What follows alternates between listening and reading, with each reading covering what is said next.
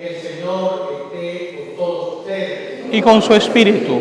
Lectura del Santo Evangelio según San Lucas. Gloria a ti, Señor.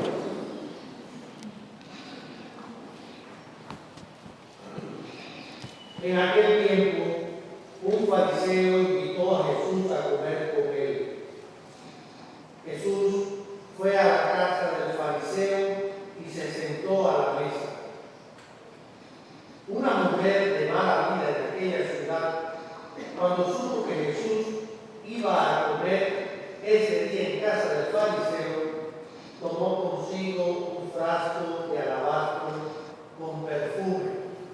Fue y se puso detrás de Jesús y comenzó a llorar, y con sus lágrimas bañaba sus pies.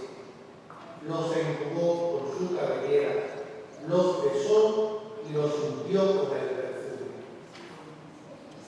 Viendo esto, el fariseo que lo había invitado comenzó a pensar: si este hombre fuera profeta, sabría qué clase de mujer es la que lo está tocando.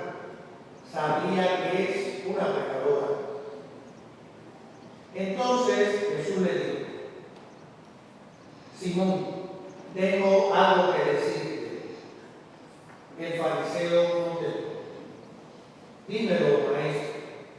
Él le dijo: dos hombres le debían dinero a un prestamista. Uno le debía 500 denarios y el otro 50. Como no tenían con qué pagarle, les perdonó la deuda a los dos. ¿Cuál de ellos lo amará más? Simón le respondió: supongo que aquel a quien le perdonó más. Entonces Jesús le dijo: has juzgado bien. Luego, señalando a la mujer, dijo a Simón: ¿ves a esta mujer? Entré en tu casa y tú no me ofreciste agua para los pies, mientras que ella me los ha bañado con sus lágrimas y me los ha enjugado con sus cabellos. Tú no me diste el beso de saludo. Ella, en cambio, desde que entró, no ha dejado de besar mis pies. Tú no ungiste con aceite mi cabeza. Ella, en cambio, me ha ungido los pies con perfume. Por lo cual yo te digo: sus pecados, que son muchos, le han quedado perdonados, porque ha amado mucho. En cambio, al que poco se le perdona, poco ama. Luego le digo a la mujer: tus pecados te han quedado perdonados. Los invitados empezaron a preguntarse a sí mismos: ¿quién es este que hasta los pecados perdona? Jesús le dijo a la mujer: tu fe te ha salvado, vete en paz. Después de esto, Jesús comenzó a recorrer ciudades y poblados, predicando la buena nueva del reino de Dios. Lo acompañaban los 12 y algunas mujeres que habían sido libradas de espíritus malignos y curadas de varias enfermedades. Entre ellas iban María, llamada Magdalena, de la que habían salido 7 demonios; Juana, mujer de Cusa, el administrador de Herodes; Susana y otras muchas, que los ayudaban con sus propios bienes. Palabra del Señor. Gloria a ti, Señor Jesús.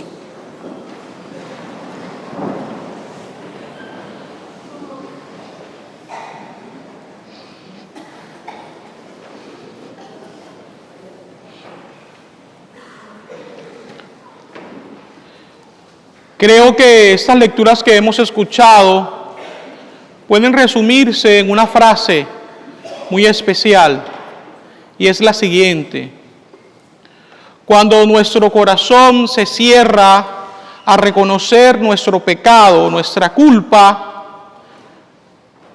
también se cierra a reconocer la gracia y el perdón que Dios quiere concedernos. Quisiera que nos quedáramos con esta frase en nuestras mentes, en nuestros corazones, para poder ir entendiendo poco a poco lo que las lecturas nos presentan.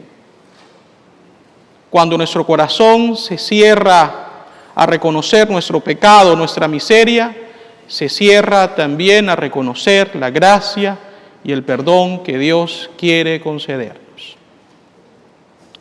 Siempre que hablamos del rey David, es inevitable que pensemos en cómo fue elegido y esa lucha que tuvo con Goliat. Es inevitable que pensemos en que Dios lo constituye precisamente como rey. Dios le mostró su amor de una manera especial a David. Y por eso le dio tanto. Pero David, al igual que cada uno de nosotros, tenía luces y sombras. Si bien es cierto, había sido bendecido por Dios, no dejaba de ser también un pecador. Y me alegra muchísimo que la Sagrada Escritura no solamente presente las cosas buenas de David, sino que también nos presente su pecado, que es bastante grave, y del cual nos habla hoy la primera lectura, tomada del segundo libro de Samuel. David, como rey, tenía a su disposición muchas esposas, muchas mujeres, pero dejándose llevar por la pasión, por la lujuria, termina entonces teniendo amores con la esposa de uno de sus soldados, de Urías, con Betsabé. Y después de que ésta le manifiesta que está en embarazo, David intenta cubrir su pecado de adulterio y como falla en su intento, termina entonces por asesinar a Urías, un hombre que le era tan fiel y que lo amaba tanto. Fíjense, pudo haber hecho algún otro tipo de cosa sin necesidad de matarlo, pero a eso lo llevó la desesperación y su obstinación por no reconocer su culpa a tiempo. Y no solamente fue adúltero, sino que llegó a ser un asesino. ¿Por qué? Porque lo mandó a poner al frente en la línea de batalla.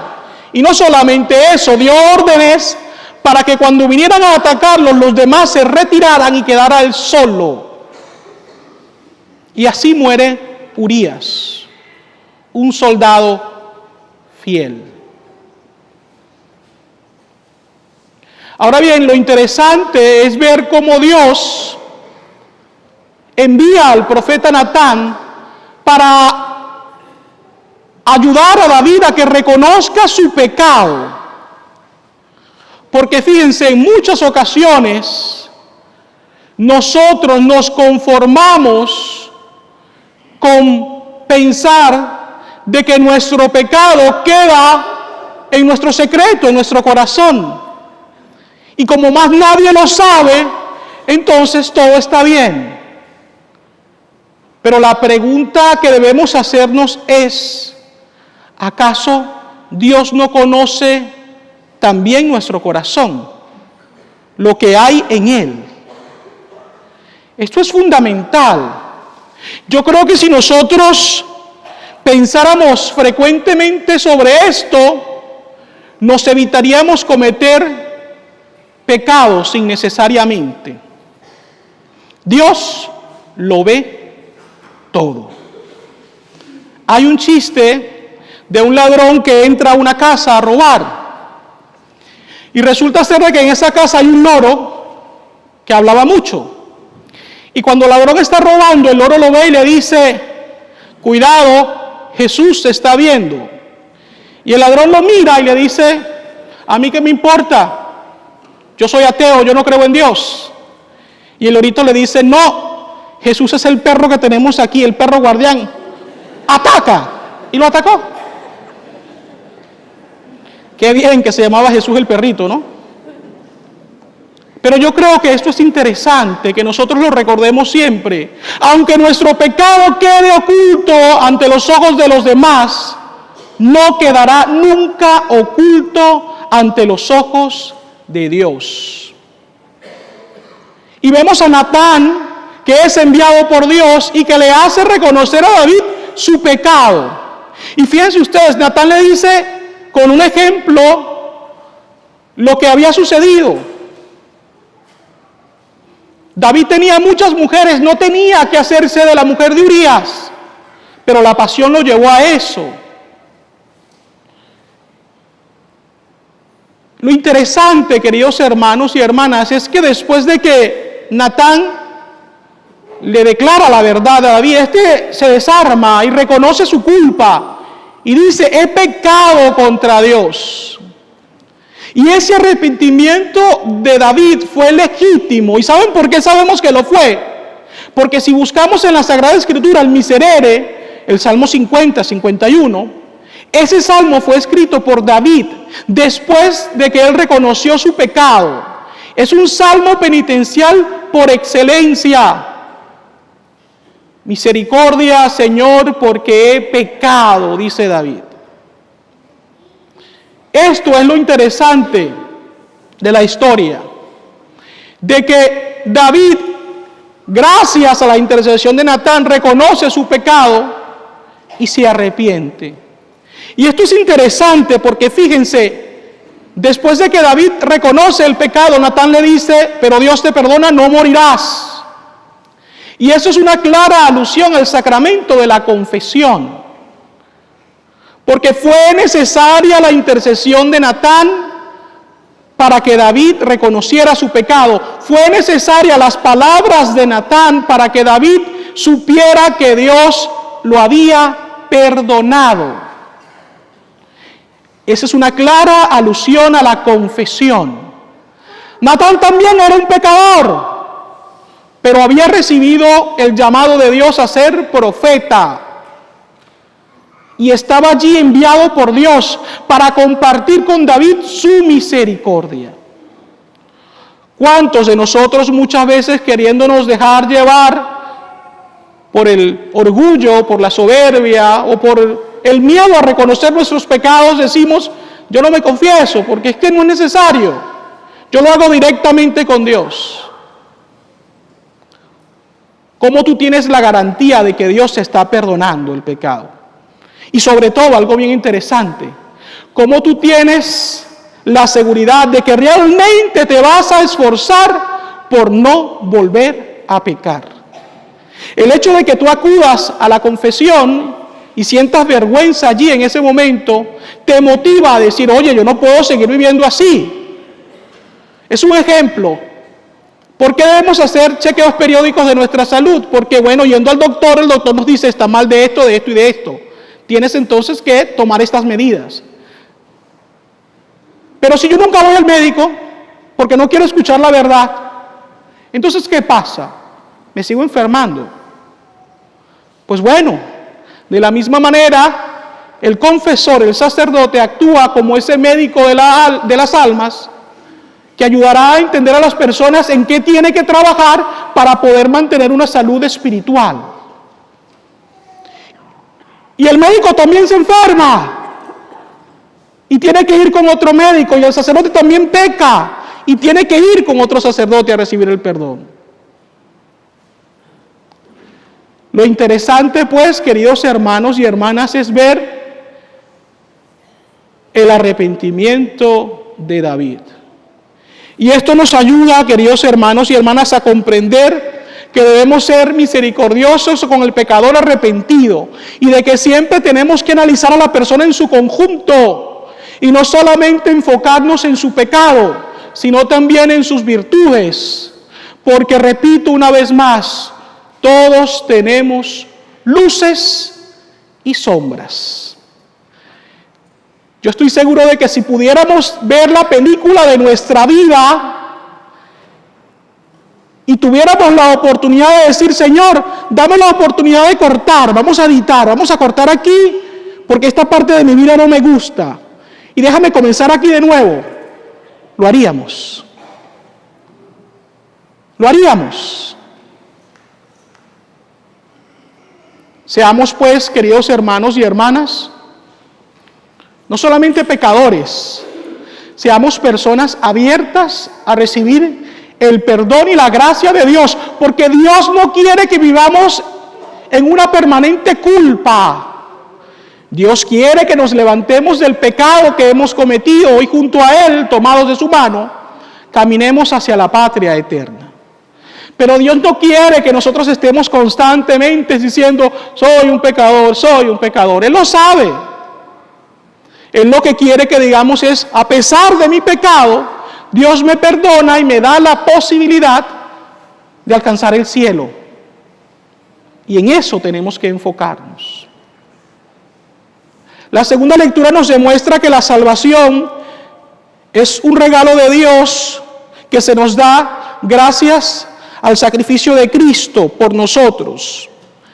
Si bien es cierto, los mandamientos tienen que cumplirse para demostrarle a Dios nuestro amor por Él y por los demás, es también cierto de que la salvación en sí es un regalo de Dios. Nuestras acciones por sí mismas no podrían ayudarnos a salvarnos. Es Dios el que por medio de su gracia nos concede ese gran regalo. Nosotros debemos esforzarnos, sí, pero lo que más importa es la gracia de Dios, el sacrificio que Cristo ha hecho en la cruz. Y fíjense, cuando nos confesamos, al final de la confesión, se nos da una penitencia que cumplir. Esa penitencia en sí no es el pago por el pecado cometido. ¿Sabe quién pagó por nuestro pecado? ¿O quién paga por nuestro pecado? Jesús. Su sangre, su entrega total en la cruz. Él ha pagado por nosotros. Ahora, la penitencia es un demostrar con una acción concreta nuestro arrepentimiento y nuestra gratitud por el perdón que Dios nos ofrece. Y por último, llegamos al Evangelio, un Evangelio también muy bonito y largo, pero quise que se leyera la versión larga porque hay tantos detalles que yo creo que deberíamos leerlo en nuestras casas al llegar esta tarde, esta mañana, y meditarlo.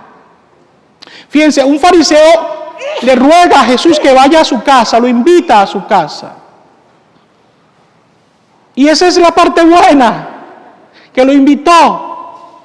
Pero de allí se desencadenan unas ciertas acciones por parte de ese mismo hombre que son tristes.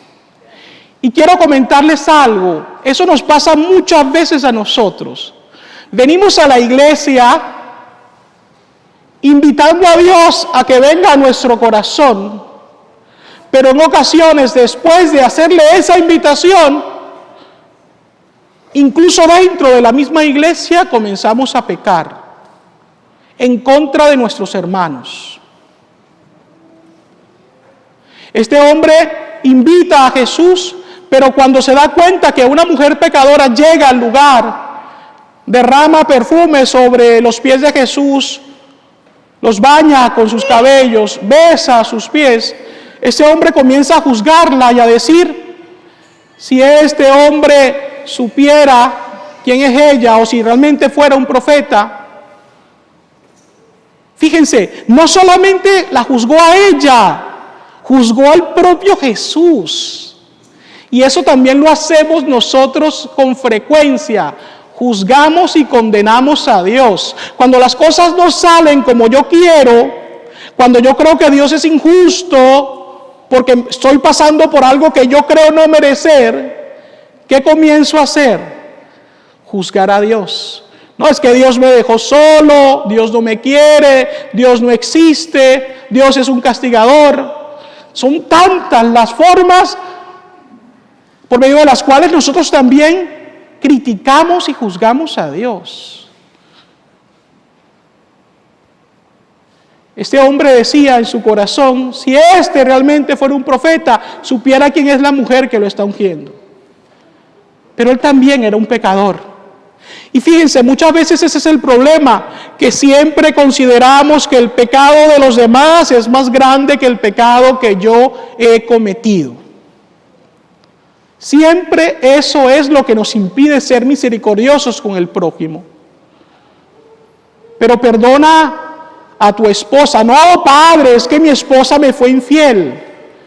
Ella me fue infiel, sí, pero entonces dime tú la verdad. A lo largo de los años, ¿cuántas veces tú le has sido infiel a tu esposa? Independientemente de que hayas estado con otra mujer o no, de pensamiento, en actitudes, en la falta de afecto, de tiempo, ¿no le fuiste infiel a ella? Pero no, como ella fue infiel carnalmente, entonces eso es lo que importa, ella ya no vale nada. Pensamos siempre que nuestro pecado es menor y el pecado de los demás es mayor. Y mientras que lo hagamos así, no vamos a recibir misericordia plena de Dios, no porque Dios no nos las quiera dar, sino porque nosotros no vamos a abrirnos a recibir. Y vemos entonces que Jesús se dirige a este hombre y le pone un ejemplo diciéndole, fíjate, ¿quién ama más? ¿El que se le perdona más o el que se le perdona menos? Y él dice, pues el que se le perdona más. Y es allí cuando Jesús dice, porque sus pecados son muchos, Dios le perdona más. Y la mujer recibe la misericordia, el perdón. Es más, Jesús hasta lo dice, tus pecados te son perdonados. Y vuelve la crítica. En este caso ya no por parte de Simón el fariseo, sino por los que estaban allí, por los comensales, que dicen, ¿y quién es este para perdonar pecados? Y Jesús remata la situación diciendo, sabes que no solamente te perdono, sino que también te salvo. Porque el amor de Jesús no solamente quiere concedernos perdón, sino salvación. Y quisiera terminar esta homilía, queridos hermanos y hermanas, diciendo algo que es fundamental. Dios no solamente quiere sanarnos de nuestras heridas, Dios quiere salvarnos eternamente. Nos pasa con frecuencia que cuando la vida nos causa heridas fuertes, venimos aquí o recurrimos a Dios llorando y diciendo, Señor, cuánto sufro, pero cuando siento un cierto alivio, entonces me voy y me olvido de Dios, para después volver a caer en el pecado, para después volver a herirme y herir a los demás, y seguir ese ciclo vicioso que se nos va dando. La gracia de Dios no solamente quiere sanarnos, quiere salvarnos. Yo les invitaría, queridos hermanos y hermanas, a que en este día de regreso a sus casas o en algún momento que tengan en el cual se encuentren solos, le pidan a Dios fortaleza y sabiduría para reconocer sus pecados, nuestros pecados. Y le pidamos a Él también la gracia para poder acercarnos a Él, para poder reconocer la culpa, para poder pedir el perdón y sobre todo para seguir luchando y no cometerlos más. Hace años me recuerdo que un prisionero al cual visitaba en una cárcel me dijo una expresión muy bonita. Esas veces que las personas dicen cosas que salen del corazón, que no las piensan, pero que como son tan puras porque salen del corazón, marcan tanto la vida de los demás. Y él me decía, padre, yo me he dado cuenta que el pecado que yo cometí, el crimen que yo cometí fue tan grande que ni siquiera, aunque me triplicaran la pena, la condena que me dieron, yo pudiera pagar lo que hice. Este hombre tenía conciencia de pecado. Él sabía que ni siquiera triplicándole esa condena que él ya había recibido, él podía pagar. Esa tiene que ser nuestra actitud, de gratitud a Dios que desea salvarnos, por medio de su acción en nosotros. Así sea.